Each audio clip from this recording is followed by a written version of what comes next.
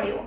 આજે રાજ્યની 25 લોકસભાની બેઠકની ચૂંટણી માટે મતદાન યોજાઈ રહ્યું છે, ત્યારે આજે કચ્છ મોરબી લોકસભાની બેઠકમાં આવતી 6 રાપર વિધાનસભા બેઠક પર આજે વહેલી સવારે 7 વાગ્યાથી મતદાન પ્રક્રિયા શરૂ થઈ હતી, જેમાં રાપર શહેરના આથમણા નાકા પ્રાથમિક શાળામાં આવેલ સખી મંડળ સંચાલિત બૂથો પર શાંતિપૂર્વક મતદાન મથકો પર મતદાન થયું હતું।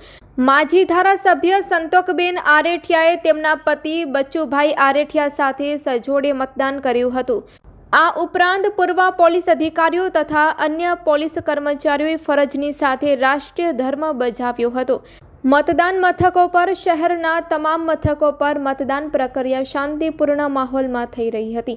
શરૂઆતના 2 કલાકમાં 6.43% મતદાન રાપર વિધાનસભા બેઠક પર થયું હતું।